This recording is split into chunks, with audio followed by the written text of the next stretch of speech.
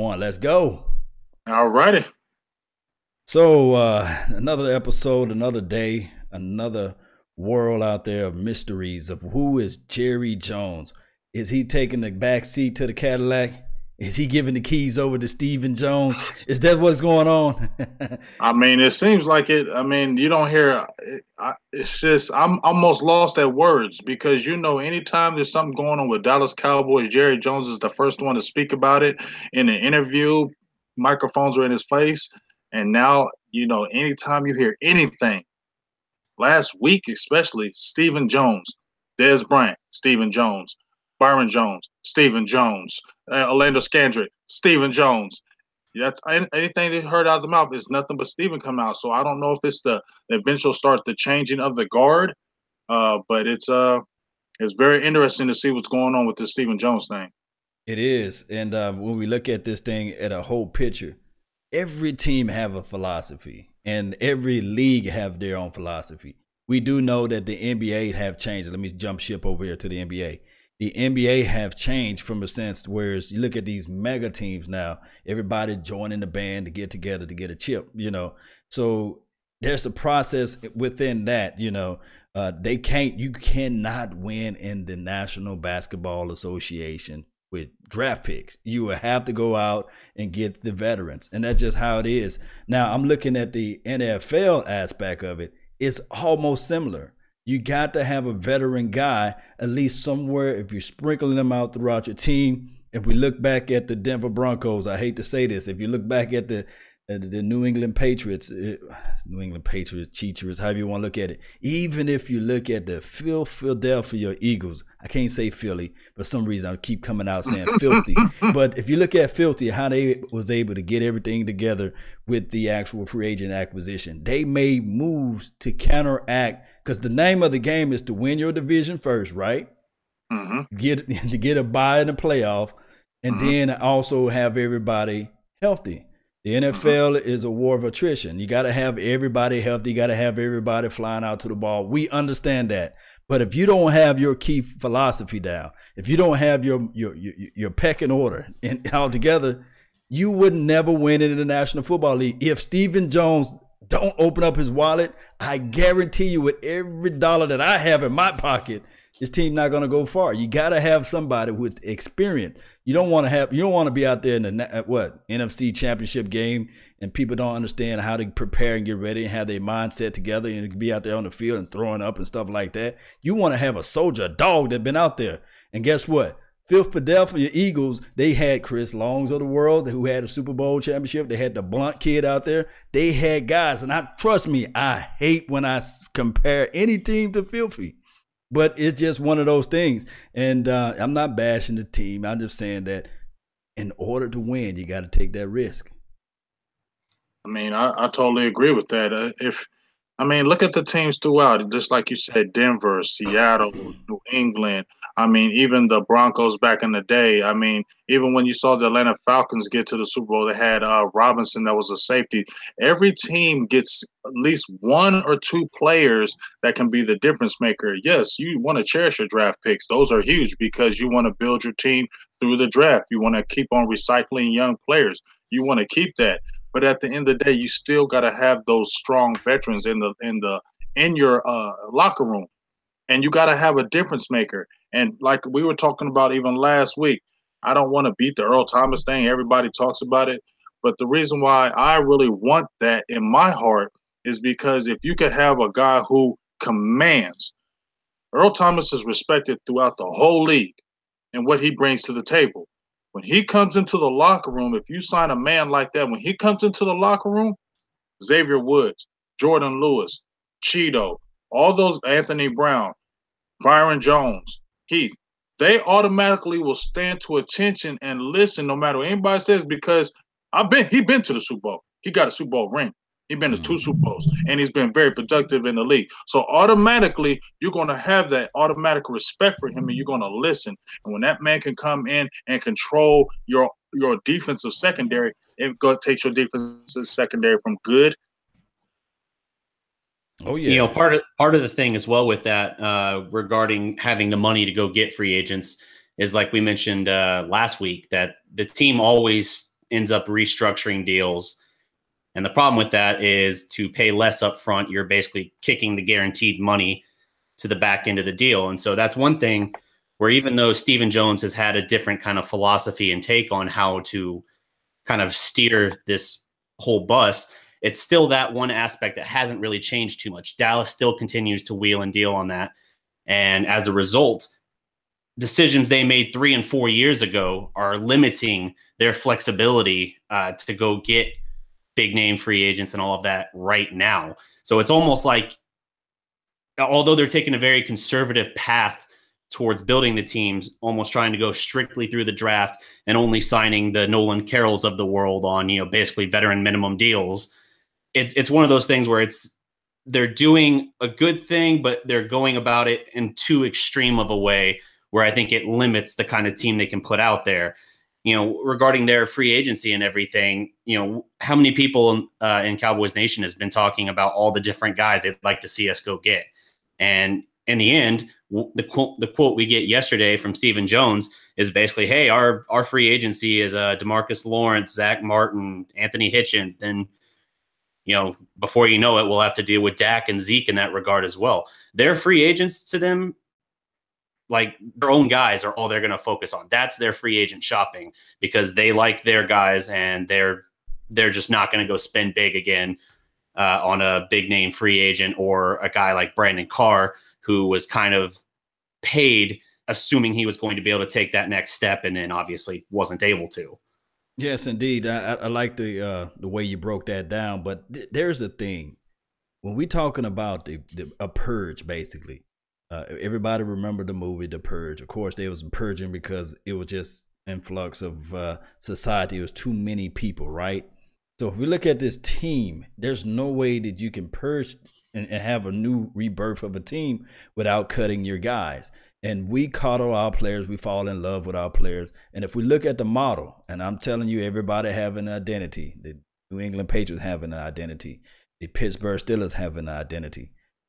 These teams that they find themselves in the playoff have a certain identity. And if you can't have an identity, we never get a chance to purge our roster to elevate those who can develop into a bright outlook or a bright path. And the reason why I'm saying this is because Jerry Jones fall in love with his players so much that he holds a player. And this is a saying that it's better to get rid of a player 2 years prior or before they're ready to get rid of a player versus 2 years too late, basically. So there have to be a new way, a new philosophy for us to figure out a way to get better free agency. You don't have to go out and spend the bank. Just go out and get you 1 or 2 guys to make that splash to elevate your team. And it may be, I hate to say it, may be a hard cut for some people. Well, my opinion on that is I just don't understand why you're scared of it. Just what Darreck said, the problem is that we keep on signing our players assuming that we're already going to restructure. So when we sign a Travis Frederick to make me one of the highest paid centers in the league, we're already thinking, Dallas Cowboys already thinking in their mind, that's a restructure deal. When we signed Tyron Smith to that $100 million deal, they were probably already in their head saying, we're going to restructure that in a couple of years. That's what Darreck is saying, and I agree. That's the problem, because they're already going with the mentality, excuse me, of when we signing these high-end players, yeah, you might be the highest player, but you're already set up for a restructure deal. Jason, when they did it with Dagner, everybody on the team restructured. And what happens is it comes back to bite us 2 or 3 years later down the line. We got dead money sitting on the books, and we can't sign anybody because we don't have any flexibility, because we cut that player. We restructured his deal. Mm-hmm. We cut the player. He's no longer with us, and now we just got the money sitting on our cap, and we can't do anything about it. And that's where the frustrating part is. Stop doing the restructure. Just like I was hearing in the news, don't know if it was for certain that they could restructure Dez's deal. There's no need to. Understand? And this is the problem that I have. Like, just like you were saying, Law, coddling the players. You didn't coddle other players. DeMarcus Ware got cut. Tony Romo, who was one of your best franchise ever, he basically got forced out by Dak Prescott. Now we're looking at Dez Bryant saying, well, we're going to have this love affair for him. You can't really have the love affair. And I'm not trying to say cut Dez Bryant. I'm not on the cut Dez Bryant train. But at the end of the day, this is reality. Every team, players get cut. Okay? This is the NFL. It's a business. And if you don't produce or it don't work out, that's what happens. Okay? And I understand, oh, Dak Prescott has some do it, but Dak Prescott is 24. Dez Bryant is 29. And you don't think they don't look at that? If the shoe was on the other foot and Dez Bryant was 24 and Dak Prescott was 29, they were having these problems. Dak Prescott would probably be in line to be cut. That's just the reality. And they'd be probably looking at something else. Age, injury, production all comes in a factor of, are they going to keep you on the roster? And that's what they look at. And at the end of the day, if you're not meeting all those requirements, something's going to happen. It don't no matter who you are. When I knew it was real, when Jerry Rice and Joe Montana and all those guys were gone. That's when I knew it was real. If those guys are gone, why do we think Dez Bryant? It can't happen to Dez Bryant. Nobody want to touch that with a 10-foot pole. Everybody falling in love with Dez Bryant. And they look at it from the aspect, and trust me, I love Dez Bryant too as well. I believe that, hell, he's still a #1 receiver, but just not maybe for the Dallas Cowboys. And it just goes back and forward. I may be called an idiot for this, but hey, at the same time, I done seen fans say, well, I hope and I pray that Dez Bryant can go to another team and destroy the Cowboys. Wow. I'm saying like, wow, okay, well, I mean, and then everybody goes back to the aspect of Randy Moss. And they say, well, Randy Moss, when he got released from the whatever team that he got released from, I think the Raiders or what have you, went to the New England Patriots. For every Randy Moss, Brian ain't no damn Randy Moss, right? And but here's the thing that kills me, Law. Talk to me, man. Here's the thing that kills me. When I hear people saying, "Oh, Dez Bryant gonna go to somebody to the Patriots," how come they're always mentioning the Patriots? How come you don't mention the Bengals or the Jaguars, the Browns, or the Titans? You don't mention them other teams. You know why? You know why you don't mention them teams? Because if Dez Bryant went with a Marcus Mariota, he's not gonna do anything. Okay, he's not. And I love Dez. I'm not disrespecting him, but he's not. He's not going to go to a regular team with a regular quarterback and dominate. They always mention the top-notch quarterbacks with Dez Bryant. You know why? Why do you hear Chris Carter and all those guys saying they don't think they have anything against Dez Bryant? They're telling the truth. And I'm going to say this about Dez, and if y'all want to get mad at me and dog me, you can. I don't care. But at the end of the day, I love Dez. But when Dez came out of college, I don't think Dez was a studier of the game. He's never been a studier of the game. He's just relied on that athletic ability. Now that is slowly going away. And I feel like the Cowboys coddled him all them years because you're Dez Bryant. And we feed the stars. We feed you. We feed you. And there's no reason for him to learn or learn anything because I got Tony Romo as my quarterback. I don't really need to do anything. Now you got Dak Prescott, and man, he don't throw as good as Tony Romo. So best what? You got to learn a little bit more of them routes, and you're not really doing it. So those flaws are now starting to show where they didn't show before, and now those things are coming to the forefront where they didn't before. And if you don't learn the game like everybody else is saying, you will be gone at the NFL that quick. Not for long league. Not for long league. And no, he couldn't say it even better, man. Think about this. And everybody says that, right? Ocho Cinco, did he went to the New England? And what happened? And what happened? He got cut. And you know what they said about you? What was they saying about Ocho? He didn't and he couldn't learn the playbook. And that's why they got rid of him. And I'm not disrespecting, but you know what? He was at Cincinnati and he didn't have to learn that because he was the man. And Carson Palmer was that quarterback. And he probably didn't have to learn all that stuff. You know what? But now when you come to New England, you ain't the man. Now you got to start over because ain't nobody looking at you like Ocho Cinco. You like a regular receiver like everybody else. And if you don't do this, you're going to get cut. And that's the reality. And he didn't learn it and he didn't know it. And what happened? You're gone. His career was over. Yes, indeed, man. So this is not a Dez Bryant bash. This is a reality talk. Reality. Look, this is real talk, man. Y'all gotta understand. Matter of fact, put it like this: who gonna pay $16 million? Nobody. Who gonna pay $16 million? I know. I mean, I mean, it's just like this. It's just like this, Law. You just seen Muhammad Wilkerson just get cut, right? Right. And they saved $11 million on that cap. You think he's gonna go somewhere and get that money that he was getting at the Jets? No, he's not, because everybody's looking at, you got cut. We don't have to pay you that any now, because guess what? You need a job now. So we can command what we're going to pay you, because you need a job right now. And there's other players getting recycled in the NFL, coming in the NFL draft right now, who are younger than you. You're 28 going on 29. So guess what? People need to understand, when you get about 27, 28 in the league, you ain't the man no more. And if you get cut, you have to present yourself, because all these younger players are coming in the league and they're going to replace you with younger, cheaper, better. There was one Jerry Rice, and there was probably T.O. He stretched that thing. T.O. They forced T.O. out of the league, because T.O. still had just a little bit left in him. But that's why all I'm saying. That's my topic on that. That's my end on that. You know. Yeah. What else you got, man? Let's see. Do we want to, staying on the Dez topic? Do we want to kind of point out the competition committee's ruling as well? Oh, Lord, yes. Yes. Go ahead. I'm going to let you touch that law first. Lord have mercy. Look here. We knew that it was a catch in 2014, and we saw what happened.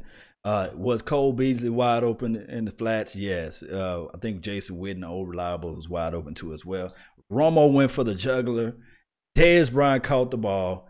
Dove made the football move. Dove for the end zone. Dove for the end zone. And if you go frame by frame, and now I can consider not a crazy football guy, because now when I say go scene by scene, inch by inch, and you can really look at that ball and you'll never see that ball touch the ground. But I digress. The NFL is a not for long league. We all know that. But the NFL, to me, has been coming more and more like a WWE type of feel. It's always something it's so political in a sense, that even with the whole 9 thing that they did last year with the flag anthem and the whole thing with Papa John's and this guy losing his endorsement, a whole gamut of stuff with the NFL. They put their fingers too much in stuff. And all I want to do is go back to Paul Tagliabue days. I love Paul Tagliabue. Yeah, Paul Tagliabue. You never heard about him. You never heard about Paul Tagliabue. There you go. You never heard about him. You've never heard about Paul Tagliabue. If I see Paul Tagliabue right now, I give him the biggest hug I can and say, man, please just come back, man. Just come back. And he was so cool. Yeah, he was cool. So cool. You never heard about him, except it was like something big. Like if it was something major, he came down, he made his decision, and that was that, and you moved on, and that was that. Every other day, it's Roger Goodell is saying something. And I mean, like you said, Law, it's all about money and politics and fame and fortune and who looks good. And it ain't even about football no more. It just seems like it's all about the money. It gets disgusting at times that the purity of football just seems like it's gone at times, because, I'm sorry. I grew up in the 70s, and I saw the purity, to me, of football, where it was just straight football. They played, and it wasn't all that extra stuff on the outside. They just went out there and they played the game, and it was real. Now it just seems like there's always some kind of politics. You see with the Jerry Jones thing, got to pay back $2 million for legal fees. And it's like, man, we can't never concentrate on the game because it's something on the outside always distracting. Yes, indeed. Last week we touched on a topic with the marijuana usage, right? And we talked on a few other things. The NFL are problematic with their own negative press. A lot of this stuff, if you, like you say, you got a household. I think your mama or somebody in your household said, hey, what happened in his house stays in his house. You don't have to broadcast to the world and say, hey, such and such uncle standing in the basement, or John, cousin John, he got one eye. We don't have to put all that stuff out there. We understand that family members supposed to keep stuff inside. Internally, keep this stuff in-house. A lot of times with the PED uses, I do understand baseball had their little problem situation with that. We understand that. But how on one end, just like last year when they suspended David Irving, he appealed, whatever it may have been, and all of a sudden he still get the 4 game suspension. And then we talking about Ezekiel Elliott's situation. He still get the suspension, although he was shown innocent and what have you. A lot of this stuff, man, can be just swept under the rug. It could be one of those things where they can just sit you down and say, okay, all right, we understand that you have a substance abuse issue, or we understand that it looks bad as far as domestic violence, and we understand that you probably lift up this girl's skirt, or lift up this girl's shirt and showed her tatas and all this stuff. But what they have to do with the NFL is have a PR guy to just internalize all this stuff and say, okay, this is what we're going to have to do to answer to the people that's going out there doing all the talking. Because at the same time, the NFL cover up the aspect where they was giving everybody these, I forgot the name of the drug, but they're getting everybody this, and they was covering up the Adderall? Adderall. Yeah, they was giving the players that, and they was covering up the CTE. Is it CTE, right? Mm-hmm. Yeah. They're covering up all this other stuff, and now that it's out of the hat, but look at the other hand that you was doing. You're putting marijuana out there. You're putting this out there. You suspending guys for this and that. Look, NFL, all you have to do is just don't broadcast everything. That's all I have to say on that, you know. So consider this too. So the NFL fining Jerry, it sounds like $2 million. You know, what was the spin they put on that? Basically, that it was conduct detrimental to the league and everything, because Jerry brought this thing and he, you know, kind of put it out there in the public and everything like that. That's what they're charging him with. And yet, as far as this multi-million-dollar fine, they're doing the same exact thing.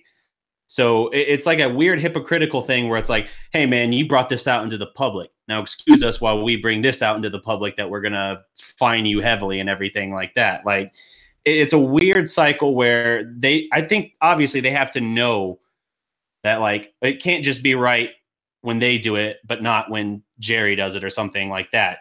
I think it's part of it's just wanting to, you know, kind of send a message with it. But at the same time, I think it's a matter of just trying to bury all the bad Cowboys news and everything the last year, where they're wanting to kind of put the nail in the coffin on that.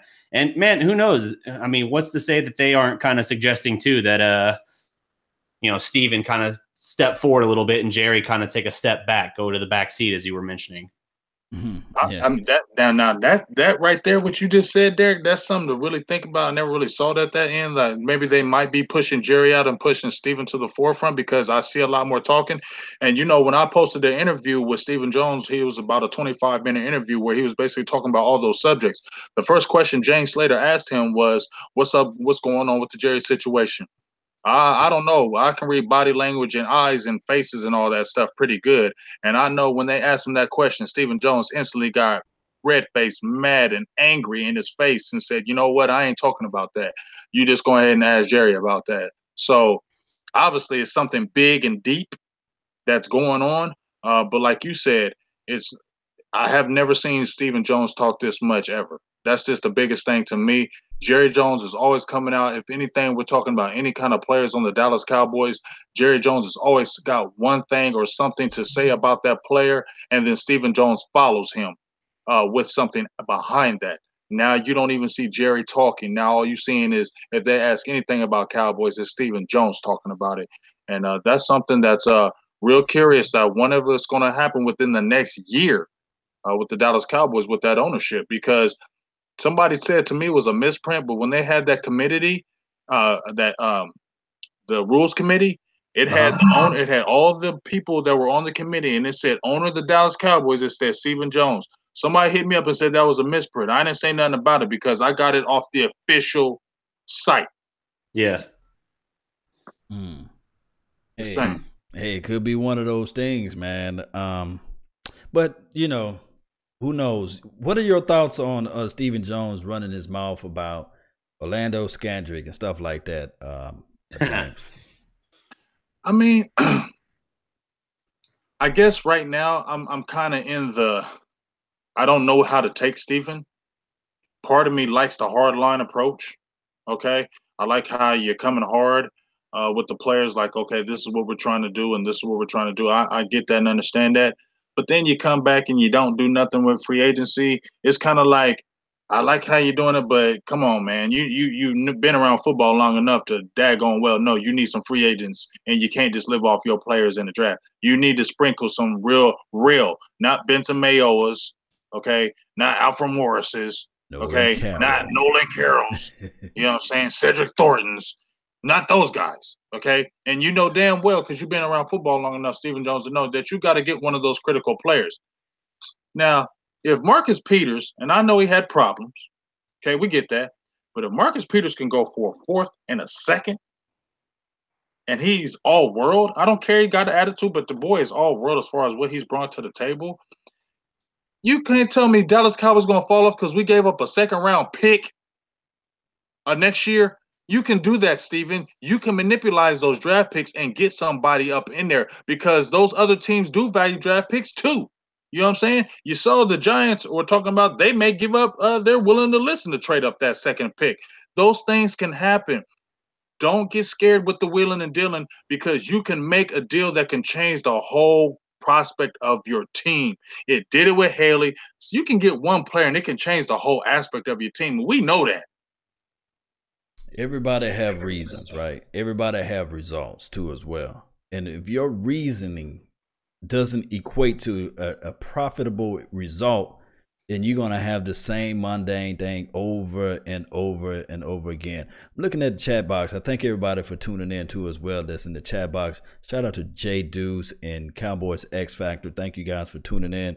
And Paco too as well. They mentioned, I talked about reasons and I talked about results.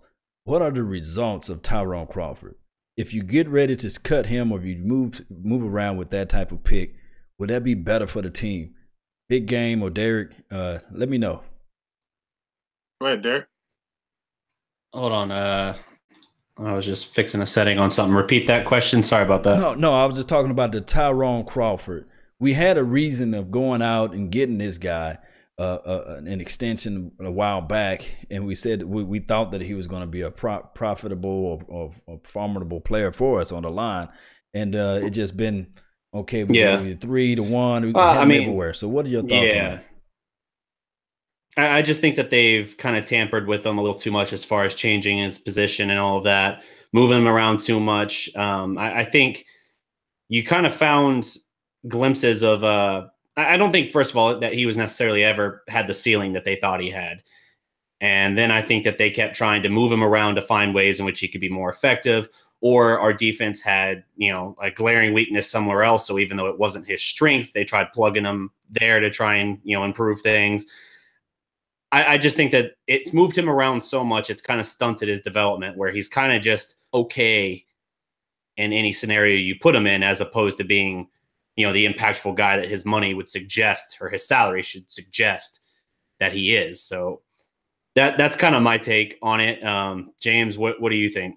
I mean, I think the same thing. I mean, they had an article, and I think it was 4 players. I can't remember the fourth, but they named 4 players. It was Byron Jones, Chaz Green, Tyrone Crawford, and someone else, where they don't keep them in the same spot, and it's hurt them. I mean, you can see even with La'el Collins, they did it with him. He came in.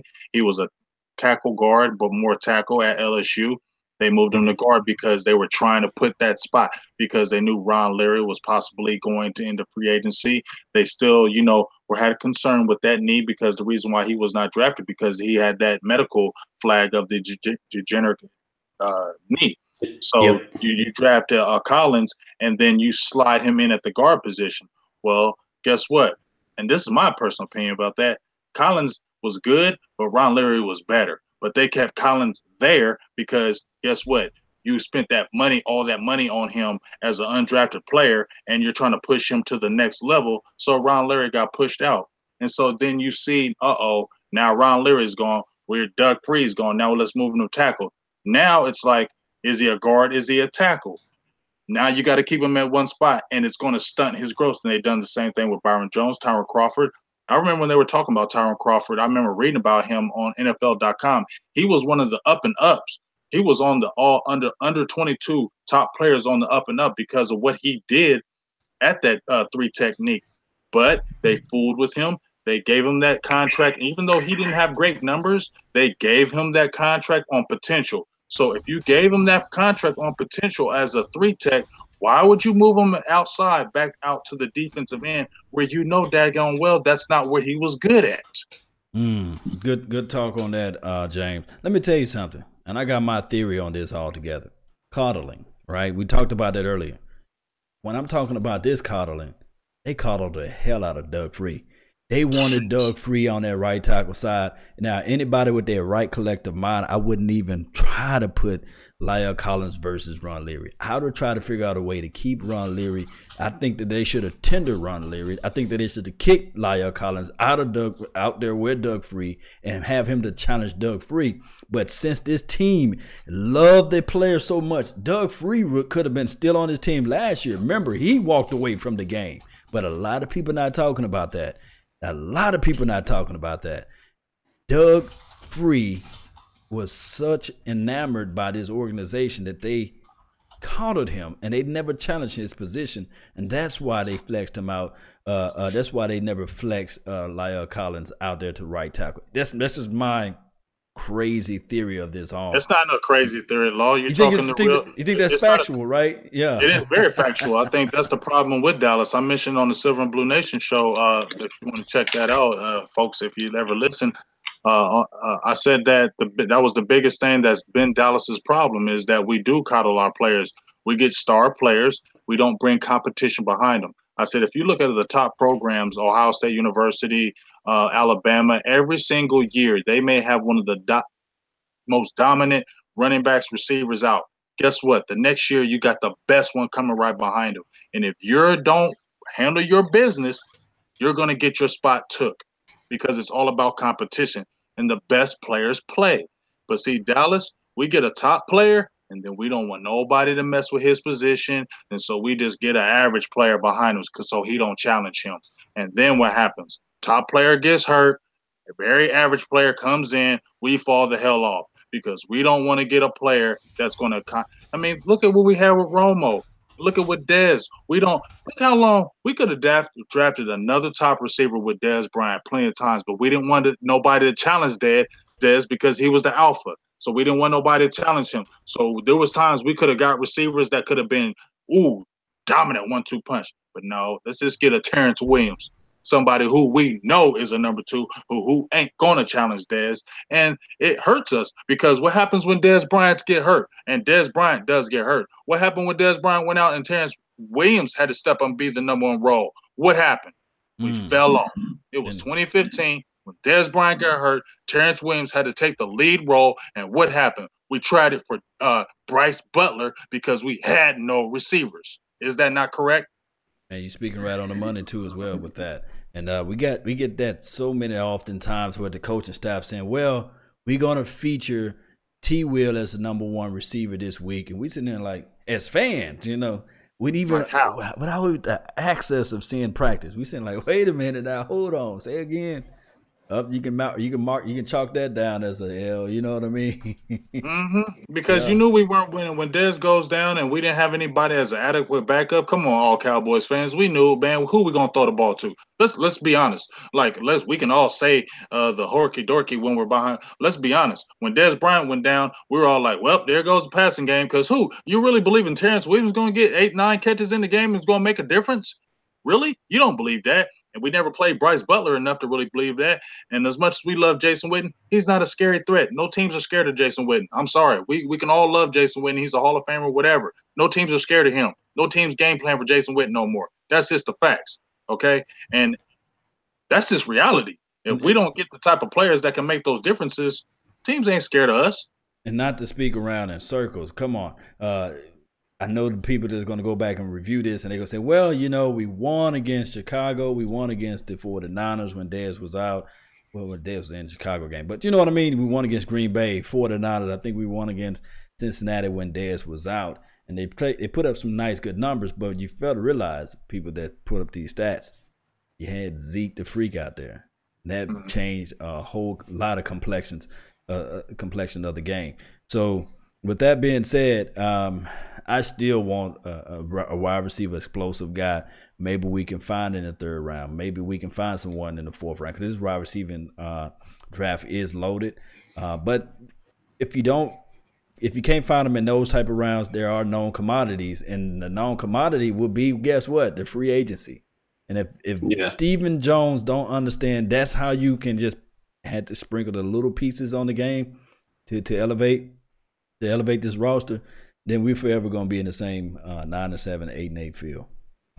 Yeah, I think that they're not gonna sign a big name free agent receiver. I don't think. I think they're gonna draft Dez's successor here in this draft. And I mean, really, you look at Steven's comments the other day. He's opening that door to Dez's departure wider and wider every day, every time he opens his mouth to talk on the subject.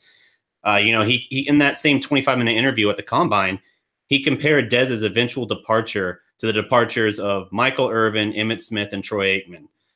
I mean, he's really, really kind of pushing that narrative that like, oh, well, we love him, but at the same time, we understand it's a business. And, in other interviews, he's talked about, we love Dez, but, at some point there's, attitude problems to kind of take into consideration, and it's a distraction and all of that. I mean, every time he speaks, he is making it more and more clear that he's leaning towards getting him. And I think it's more behind the scenes, probably Jerry wanting to keep him. Mm-hmm. And I think you're probably seeing Steven on the other side of that camp. And I think even today, Jason Garrett kind of fell in line behind that when, he spoke, kind of glowingly about their love for Dez too. But then when asked about the whole thing about bringing him back for next year, his response was just like, we'll see. Well, yeah, we're not talking about personnel decisions yet see. Like that. Yeah. Yeah. I mean, we love Dez, but we'll see. Yeah. It's very clear. And I think you're seeing a lot of the people, a lot of the higher ups, whether in the coaching staff or in the office, getting behind Steven. And I imagine Jerry, we know Jerry in particular gets attached to these guys. He's probably on that other side of it, wanting to hang on to him.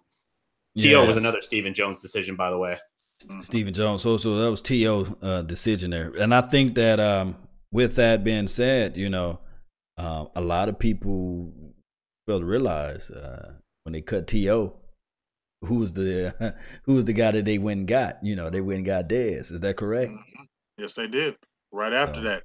Right after that, they drafted his successor. They went as soon as they got rid of T.O., that's who they targeted in the draft, a top-notch receiver, because that's who they were going after.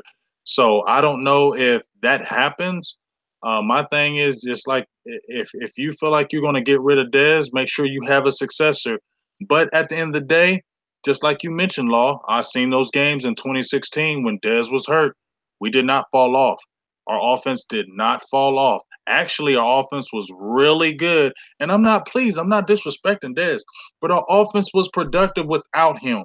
We did not fall off because Dez Bryant did not play in the game. And so many times in my heart, I would feel like, dang, Dez is hurt. Now what we going to do? But as I saw, we didn't need that lead dog when Dak was in the team. And Dak is the focus. If they're making the Dak-friendly offense, Dak didn't need a number one receiver to be functional. He needed a lot of good receivers. When he had those other guys, when Dez was out, Dak had good numbers. Because if you really look at it, he didn't have to feel he had to force the ball to any one person now. He could throw it freely to whoever he wanted. When Dez is on the team, no matter what anybody says, that ball has got to go to him. And even Bryce Butler said, we dog Bryce Butler for what he said, but yeah, he probably shouldn't have said what he said, but he probably ain't coming back to the team. So he probably was like, I can say what I want, bro, because I probably ain't come back here. But he said that people upstairs would say, hey, Dez needs to get the ball. That's what Bryce Butler said. Dez needs to get the ball. So why do we believe that Jerry Jones is not saying, hey, why ain't Dez getting the ball? And if Jerry Jones says it, the ball's going to Dez Bryant. Got to listen to the man that pay the bills. And it's one of those things, man. We look at it from the aspect of when Romo was trying to merge onto being the leader of the team. I remember the media always saying, there's no true leader down there in Dallas. Who's the leader of the big D? T.O. is not the leader, Then when T.O. left the team, that's when they said, okay, now Tony Romo can take over the team. And that's what happened. Tony Romo was then able to take over the team. People fail to realize Dez Bryant been in the league for what, 7 years? Been there since 2010. This guy, Dak Prescott, was in high school. So you can talk about the impressions the person will have on a player, and what they say, it's gonna always say, okay, I'm still starstruck. This guy saying, give me the ball, I'm gonna exit out everybody else, and I'm gonna try to focus on this guy because I seen what he's done before. And that people fail to realize that counts a lot in the National Football League. Somebody that's having that type of impression, personality, and having that type of temperament out there. It can be contagious. It can be like, okay, I'm gonna focus in. Not saying that Dak Prescott is such a gullible guy, but it could happen, you know. We need some dogs. I'm gonna just keep it real, okay? Ezekiel Elliott's a dog, okay? Right. That ability. We need some dogs, man. That's what we need. When I see some of these other teams, they got dogs. I mean, when I watched the Seattle Seahawks back, you know, when they had the Legion of Boom, them was dogs. Like, you know, when you played them dogs. You know, when you played that Legion of Boom, dogs. Like, they're gonna beat you up. They're gonna talk to you. They're gonna throw you down. But you're gonna know you played them. We need dogs. I don't know else how to say it. We need animals on the team, guys that, I mean, okay, Jason Witten, he's a leader. Sean Lee, he's a leader. I can't say that. But I mean, do we got them dogs though that just say, come in there and just say, hey, grab the whole team and say, we're winning this game. I need one of them. I don't know. Darreck, what do you think? I'm trying to think of some guys that might fit that bill, and I'm struggling on, admittedly. I mean, tell me one person on the team that you can say is the dog that can pick our whole team up and carry the whole team. You got somebody got bark but no bike. Orlando Scandrick looked like he got the bark but no bike. Yes. No Scandrick came to mind, and if we're just looking from a physical presence and being able to maybe take over, maybe I could stretch it to say David Irving. Irving would be the other. He don't have the mentality though. Exactly, because he's a goofy, and I love David Irving. But let's keep it real. David Irving is goofy. I follow him on Instagram. He's goofy. He be getting twisted, like he be out there kicking it. And like, I'm not like dogging him like it's nothing wrong to kicking it, but the dude is goofy. And if I'm a player, I'm sorry. I played, okay? I played sports, played it all my life. And if I'm following somebody, I'm not following somebody who's goofy. I'm not doing it. Okay? It's reality. And these players are people like me and you. Okay? They just have a great talent. But they still look at leadership and they still look at things that, hey, I'm not following that dude. He's goofy, or he's not really a leader, so I'm not really going to do that. You got to have leadership settled in that locker room. And those leaders have to take over the team and say, no matter what, we are going to win this game. When you see those highlights of other teams, you see in that huddle when Ray Lewis and those guys, you knew they were the leader. You knew they were going to take that team and put them on their back, and we're going to win this, and they weren't going to be denied. And I don't see that with the Dallas Cowboys, and I'm sorry, I love my team, but that has what been missing for so long with us. I hate to bring up the 90s, but that's the last time I saw it. That's the last time I saw those guys come on the field and say, we're not losing no matter what. But at the same time, everybody take the identity of the coach, and you said that. It's just one of those things. So if you got a coach, this clapping, Ginger, the carrot guy. But you know, the thing is with that, you know, it's one of those things where you're gonna sit there and say, if you really had that dog to be out there to challenge everybody, look the opposition in the face, look every player in the face too as well, and say, hey, we need for you to catch this ball. If you drop this ball, that can be your, you know what. And if I need for you to come off the edge and I want you to hit this quarterback down, don't let him slip through your fingers. We need you, you know, out there. If you don't have that guy that can look through the soul, look through your soul and elevate you, then 9 times out of 10, you might have that guy, but it might been contained by the coach, you know. Coach probably say, hey, we don't want you guys to do that, you know. It may be. I'm not trying to say that it is, but it may be that type of deal, you know. But it's funny that we mentioned Orlando Scandrick as kind of one of those guys that you could maybe list as, you know, having some, you know, dog in him. He's, you know, Stephen Jones has another comment. Orlando Scandrick's guaranteed gone at this point. You know, very high likelihood, as he put it, that he was either going to be cut or traded. Well, as soon as you add in cut to the option, no one's going to trade for him, because why would you give up assets for a guy you know is about to come free anyway? Exactly. And to me, what that does, and this is, I think, actually kind of a good thing that comes of that, it to me guarantees that we're going to be moving Byron back to cornerback, where I think he has greater potential. I don't think he has near as high of a ceiling playing safety as he does playing corner. So it makes sense. I think if you're looking at Byron, like they don't know if they're going to pick up his 5th-year option yet, then move him. If you think you got him maybe one more year and then you might possibly lose him, move him to where you think he can help you most right now. And it makes sense to me that is at cornerback. I agree. I wouldn't say fool with him. I'm saying if you're going to get that last, like you said, last year, and you want to see what he's going to do, keep him in a position where he's going to thrive. But, it's kind of funny. Like I said, Barry Church said he need to stay at safety, and he played with him. And we all say he probably need to be at corner. So I want to see what Chris Richard is really going to do with Byron Jones. It's going to be interesting to see what he's going to do with the whole secondary as a whole. But Orlando Scandrick, I think the biggest thing with Stephen Jones is that's showing me is I don't know if he's showing his hand like he's being this real brash. He's mentioned talking about we're not going to touch a one tech because we don't value those guys unless he has 3 tech qualities, that we're not going to do that. Basically saying that I'm not going to touch Vita Vea. I don't know if he's just being real brash, saying that this is how we're going to do. We're not going to spend money on free agents. We're going to build through the draft. We're going to keep our own, because to me, that sounds like the mantra of the Cowboys right now. We're not spending money on free agents. We're going to draft, and we're going to keep those draft picks, and we're going to keep our own. That's the only thing I hear from the Dallas Cowboys right now. Yes, indeed. On Vita V and everything, I don't think that Rod Marinelli really values that position with a first-round grade. I mean, what was the Sharif Floyd the year we drafted Travis Frederick? We should have had him. Yeah, Frederick obviously has been a great pickup for us. I think he's been in the Pro Bowl every year that he's been in the league. But that's one of those things where we could have had an elite defensive tackle at that point, and instead we went offensive line, and it's worked out fine. But I do think it kind of shows in that regard, like how we value defensive tackle, and more so how Marinelli values it. I think.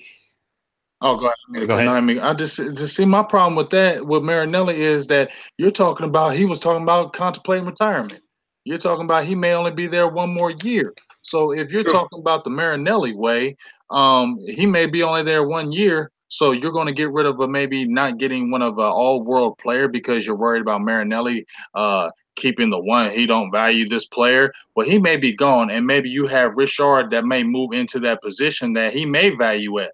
So you should be looking more toward the future than the now. You should be looking more toward that future. You know what I'm saying? Cowboys, kind of wake up on that, because daggone well Marinelli ain't going to be there that much longer with the damn Dallas Cowboys. So look for your future people and look for what they think is going to be best for the team, and not Marinelli, who's going to be gone probably next year. Well spoken. Well spoken on that. Look, the best thing that Stephen Jones should have done with that is hush. Hush. Like old folks say, hush your mouth. Because at the same time, at the 19th pick, let's say for instance Vita is there and he's not your cup of tea. You a fool if you see Vita Vea right there and these other players are gone and you don't touch him and you go there and let's say you get an offensive guard, I'm gonna jump out of my seat and do backflips, and I'm driving straight to Dallas and I'm gonna yell at him tough. I'm gonna get near that Cowboys facility and I'm yelling at him. Right. You're already going to be in Dallas, though, right? Yeah, right. So I'll be close and I'll be able to yell at you. Hey, man, what the hell is you doing? Right. But if he just hushed his mouth and if he was not going for that pick, and then you have the Bills, you have somebody else who's like picking behind you. Now you can flex it and be like, well, I'm finna get this guy right here. I'm finna get a Vea, but I'll let you get in my slot for like a first or a second, So by you already spilling your mouth or talking your mouth about it, they already know that this guy is not for you. You see what I'm saying? So he could have just withhold that information. Let me tell you something, Long. This is my thing. Steven, you talking a lot. And now to me, you're putting a lot of eyes on you. Okay? Mm-hmm. You're talking big and you're talking strong. And I don't got nothing against what you're doing. You're talking big and you're talking strong. But you know what you're doing? You're putting a lot of eyes on you. So you better make the right draft picks. You better make the right moves, because Lord have mercy, if you don't make these right moves, everybody's gonna be like, Jerry, What the hell is you thinking putting your son in charge? He ruined the Cowboys. I'm telling you, you know how Cowboys fans act, right? You know how Cowboys fans act. And if Stephen Jones don't come out of here making these right moves on this draft, this Dez situation, Scandrick, all these other guys, because he's running it like he's in charge, you better make the right moves for the Cowboys, because if not, everybody's going to clown you like you don't know what the hell you're doing. Yes, indeed. That's well spoken on that. So, Darreck, what else we have? What other topic we have on this? Let's see. We already talked about Orlando Scandrick and Byron Jones. We talked about the Dez catch. What was another thing? Competition committee. Anything coming to your mind on that, James? I know I'm missing something here. I'm trying to scroll over my notes. We're missing over the tender. The tender me David Irving. Over Law's Tinder profile. Yeah, the Tinder me. swipe left or swipe right, right? I couldn't tell you which. I don't know. I don't know. You know, like this whole situation with David Irving. You know, I like I said, I'm worried. I can understand why the Cowboys are worried. That's just my personal opinion about David Irving. You know, I posted on my page the great unknown. You get some people saying we need to bring him back. Some people saying I don't know what to feel about David Irving. There's red flags, and I go back to Marcus Peters.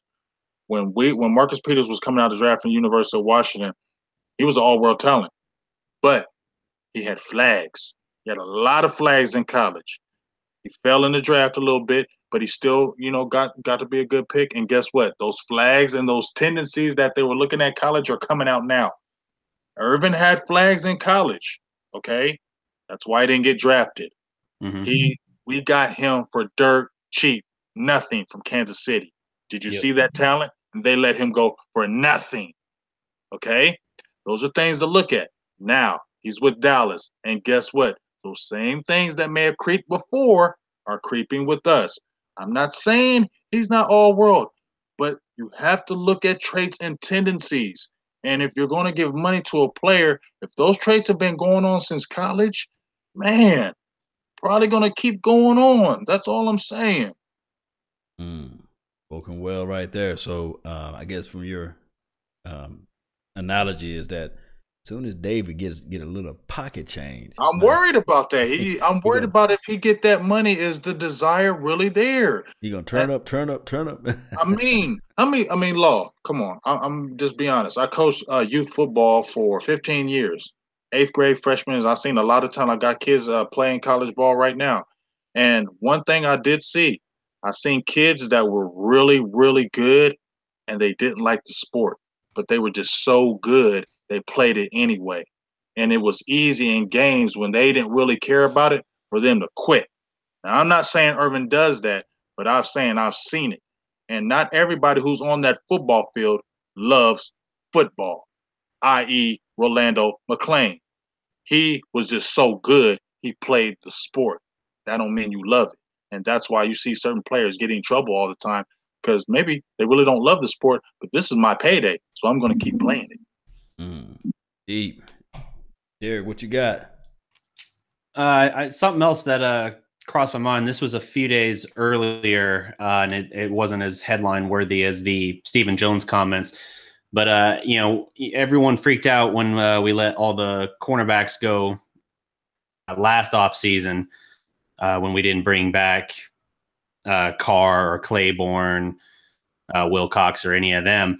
And, you know, we see now that we're getting 4 additional compensatory picks. I believe it's a 4th round, 2 5ths, and a 6th, I believe. So now Dallas has 10 total picks right there in the middle of the draft. And I think that's actually really good. The last couple of years, I think they have found some really good quality, obviously right around the 4th round. You know, the last couple 4th round picks have been Switzer, Dak. You also had in that same range, you had guys like Xavier Woods. So they found talent in that range. So it's really good to get those picks. And this is kind of the benefit, the compensatory pick system now, where I would argue that our defensive backs last year, yeah, they started it a little rough, but there's no doubt in my mind that obviously we're better off for having made, and now you get rewarded for it on the back end as well for investing in the future. I kind of think that same philosophy should apply for Dallas elsewhere as well, with regards to not just always buying into the known quantity of what they have. If you think you can improve and get better, the transition and you got the compensatory pick that'll further ice it for you. The thing I see with this compensatory pick this year is that they made it tradable. And the thing is, with tradable, we know, and you guys always hear me talk about known commodities. And that's like with trading stocks. If those who don't know, we always know that Apple stock is going to be pretty good. Google stock is going to be pretty good. Heck, BP oil, if you got, some money, BP oil, Exxon. These are known commodities or indices that you can pick, like gold and things like that, not to turn it into like a financial investment talk, but a lot of investors, they go with known commodities. And one can argue and say a Jai or that's the running back, a Jai Marcus Peters, I think that's how he said his name, the cornerback. These are known commodities. A product was already out there on the field. Now, when we start coddling not just players, but these picks, if we don't try to will and deal these compensatory picks, and we sit back in the fold and we try to get the players that we think that we can elevate to our team, then I can see the quote unquote, I think 2012 when we had all those draft picks reoccurring, that none of them even is on the team at this point. Is that correct? Yeah, 2012 was the draft from hell for Dallas, because the entire philosophy was based around like basically filling out like special teams and all that, just trying to fill out guys that you never really thought were going to be starters. I think, how many picks did they have in that draft? Was it like 12? Yeah, I think it was 12 picks. I think it was that year. They had a lot of picks that year. Right. And I think the closest thing to a hit they had was a kicker they kept for 2.5, 3 seasons. David Brewer, I think, something like Bueller. Yeah. Bueller. But he could hit, man. He could have been a safety, man. I was looking at his tape, man. I said, man, he was a big boy. He was big, cocky, strong. Yeah. But they didn't will and deal that 2012 picks. They had all those picks. And I remembered. I think they did pretty decent the year before. I think 2011 they went to the playoff. Yep, went to the playoffs and won a playoff game. I think that was the Vikings year, right? When we lost to the Vikings. Yeah, beat the Eagles in the wild card, and then got murdered by Brett Favre's Vikings. Murdered us. Freaking Doug Free was playing left tackle, and they switched him to right tackle the next year and drafted Tyron Smith after freaking Jared Allen murdered him. And the big thing with the Vikings that year, guess what? They made moves as far as free agency. I remember they got the guy from Seattle, whatever. But neither here nor there. If we don't win them deal, he went and got Brett Favre. Yeah, for crying out loud.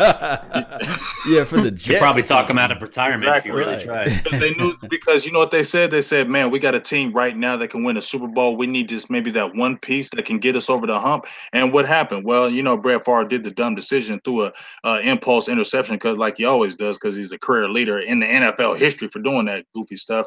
But you saw what they were saying. They said, look, we have a team that can make the Super Bowl. We need that one piece where we don't matter who it is, what it takes. We're going to go get that piece. And I think that's our problem now, is that I hope, just like I agree with you 100%, Law, that we don't coddle these picks and we don't sit there and say, oh, we got 10 picks, so let's just build through the draft again. The draft ain't you don't know what player you're getting. You understand? Like, we can all say, we know this player. No, you don't. You don't really know the damn player. You're taking a really good, educated guess, and you're hoping and praying that you made the right freaking call. That's what it is. It's a crapshoot. You took them dice and you rolled them, and you hope that he was. Because no matter how good that player is mentally or whatever, that player is a human being, and he can slip up like anybody else. So that draft is a crapshoot. But when you're playing in NFL and you see a Earl Thomas who's did it for 5, 6, 7 years and is a known product and is an elite player, then you say that's a known commodity. Maybe let's trade a couple picks that are unknown commodities and get a known commodity, buddy. And then maybe we can win a Super Bowl. There you go. Make the move, Jerry. Make the move, Stephen Jones. There's a known commodity in Earl Thomas. I say Eric Berry. Earl Thomas. You go out. You got all these compensatory picks. You package it up nice. Even if you had to say, okay, next year's fourth or next year's third, believe it or not. Okay, we'll be all right. We're not going to fall off because you gave a next year freaking pick. Okay? Stop being scary. I get it. You want to keep us in good cap. I get it. Then don't freaking restructure 5-7 contracts every other daggone year if you're talking about that, and make it happen now. Stop restructuring and make it happen. Okay? I'm gonna be quiet because I'm gonna start getting all upset because I'm tired of us. I'm tired of us just being there, Law and Darreck. I'm tired of us just being there. We're better than this. We don't have to sit there every freaking year and go through this dumb stuff every year. We don't need to. We have the team that can win this. Let's stop playing the games. If we're trying to get to the Super Bowl, make the moves to get to the damn Super Bowl. You know what to do. Do it. Just do it, baby. Just do it. Hey, break this down right now because I know we're getting close to the end marker. James. Yes, sir. What do we need outside of Earl Thomas? What else do we need on the team? I'm talking about non-commodity. I ain't talking about the draft. What do we need out there? I think we need a strong defensive tackle. I think we need a known defensive tackle. I know Muhammad Wilkerson, he's out there, but I think we need one strong defensive tackle, a nasty. We need a nasty. We don't have a nasty man in the middle. We don't have nobody nasty in the middle. Tell me what nasty guy we have in the middle. We don't have that. Somebody comes in, and when he gets on that line, he commands. David Irvin, great player. Good player. I ain't going to say great because good player, but he ain't nasty. I need nasty. I need a nasty D tackle that will say, hey, like, Mike Daniels that plays for Green Bay? He's not like all world, but he's nasty. And that team feeds off him because his attitude. We need to have that. I like Malik Collins, but he's not nasty. We need a nasty man in that middle. So Cowboys Nation, y'all listen. Need to tell Jerry Jones and Stephen Jones, get Earl Thomas. Find us that nasty man in the middle. Sloppy nasty. They can just put right in the middle. You remember Fridays when he said it's Mr. Nasty time? Right, yeah. I need Mr. Nasty time. Mr. Nasty in that time. middle. And that elk. Hey, all right, so Darreck, what do we need? Yes, sir. What do we need? Man, I want to see us go out and actually get a safety, like an actual free safety that can cover. Man, the last two safeties we took, J.J. Wilcox, yeah, he could lay the wood, but, man, he was not a cover safety at all. He was a running back. Yeah. And then you guys remember this pop quiz? You guys remember the safety prior to that we took? Was it Matt Johnson? It was Matt Johnson. From Eastern Washington. That dude never saw the field for us, man. He could not stay healthy. Couldn't stay healthy. Never stretched out those hamstrings. Apparently, and it's just I want to see us get a real safety. I want a guy, whether it's trading for like Earl Thomas or whether it's drafting an actual legitimate safety that can cover and that can spread the field sideline to sideline. That's what I want, because to me, you've got your war daddy up front now with DeMarcus Lawrence. You've got, his health permitting, obviously, you've got Sean Lee, who's basically a quarterback of the defense and just complete, like lunch pail kind of guy, just blue collar, get in there, take care of business. Not super flashy, but is just so smart. Great leader for that defense. The one thing I think we're missing is basically a impact player and a leader of the secondary. So if you fill that role, whether by Earl Thomas or by drafting a legitimate free safety, whether a Derwin James or something like that, I am all 100% on that. I think that's my biggest want, even with all the other problems that we have. I want this defense to be You want elite. a dog. Yes, I want this defense to be elite. I'm tired of us celebrating when we have a slightly above average defense, which has been the case the last, I don't know how many years. See, Darreck wants dogs too. I hear it in his voice.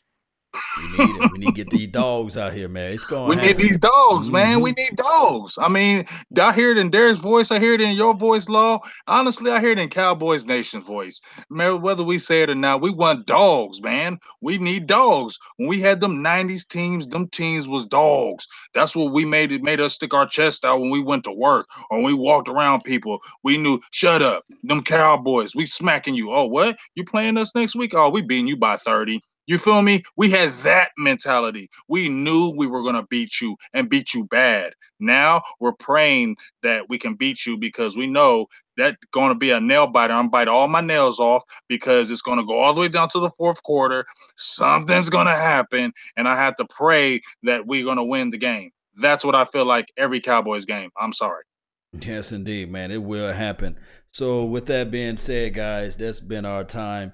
But I just want to give a shout out to those that's in the chat box. Normally we'll have like a little picture icon with everybody in the chat box. Let me see if I can pull that up. Let me see if I can pull that up so that you guys can have recognitions out there.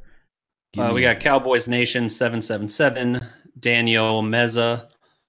Daniel Meza, what's up, big dog? Danielle in the house. Meza. My dog. We got El Chapo Paco. Oh, I like that name, El Chapo Paco. I ain't messing with him. The Zeke Pre-Elliott experience. All right, I like that too. They got some good names in there. Prescott and Elliott, yeah. Jay Deuce. Jay Deuce, man. That's my brother right there from another mother, man. What's up, Jay? Who else we got out there? Tay Sports Talk. Dim Boys 187. Uh-oh, I ain't messing with him. 187. I ain't say no bad comments when he around. Right. James, man, where they can find you at, man? Hey, check me out on Silver and Blue Nation. You can check us out. You can go to the Silver and Blue Nation page on Facebook, YouTube, Instagram. Also, we're on iTunes. We're on iCloud, Google Play. You can type in Silver and Blue Nation. You can check out all our podcasts on there. Also, you can check out the Big Game James page. I ain't on all them podcasts. I mean, like Google Play and all that. I just got the page from me. I'm just a regular dude. But if you want to check me out, you know, I'm all Cowboys all day, and guess what? I'm going to tell the real, so if you don't like hearing it, you might not want to come to that page. Yes, indeed. So if they cut you, man, what would happen, man? What would happen? What would come out? Oh, blow, and that silver is just going to bleed all out my body, and I'm just going to – and guess what? When I be at work, hey, I rep it hard. I feel good because every time we lost, they was like, hey, you wore something else today? You wore regular gear? You didn't wear Cowboys gear today? I like hearing that because it's Cowboys all day, baby. Yes, indeed. I love to hear that, man. I love that, man. All right, so Darreck, talk to us about this channel. Where can they get information for us? All right, so you guys can find us on Facebook and Twitter at Dallas Prospect. But if you really want to show us some love, check out the DallasProspect.com. We might be the new kids on the block, but man, just watch. We're going to be the best independent sports entertainment network in the Dallas-Fort Worth area. If you want Cowboys coverage and analysis, we got it. You want Mavericks and Stars? Mavericks and Stars. We got you, fam. We got you. Yes. So go ahead. If you're not even a sports fan, even if you're not a sports fan, we have news and reviews on film and gaming. We got lists, rankums, breakdowns, comics, music, and even more. You want it? We got it. Dallas Prospect is a collection of writers, broadcasters, video content producers coming together because we can see what the mainstream networks basically can't. People are wanting something new, something simple, honest, true. That's what we're going to be. We're not going to be the bombastic blowhards on the talking heads on the networks. Where you want it raw and real, that's what you want. That's what we are. You want to be a Dallas Prospect follower. You want to be a prospect.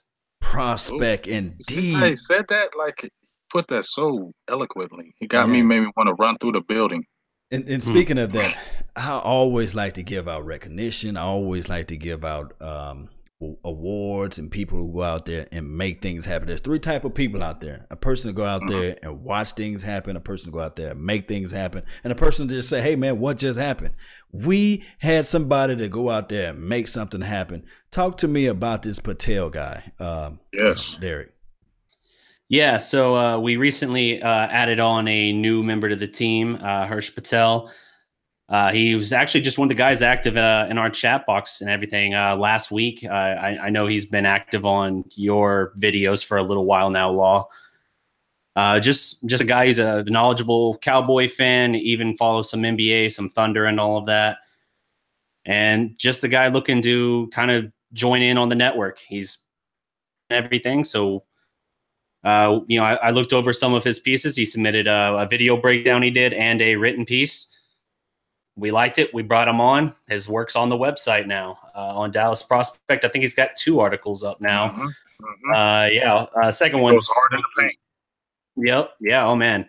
Within like an hour of we were gonna welcome him on, he immediately submitted an article to me. I was like, oh, all right, this guy's serious here. That's what I like to see.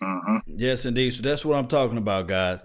There's nothing but space and opportunity. We got the fingertips at our hands right here at the Dallas Prospect. All you have to do is reach out to Darreck, reach out to me, or even reach out to Big Game James, and we can get you into the fold, and we can talk about sports. Anything that you have on your mind, you can put it out there to the universe. Remember, I always say this: everybody have reasonings, right? But results is what matter, and you can get out there and make things happen. That's been all our times. I really thank everybody for you guys' time. But remember, you guys are still listening to another.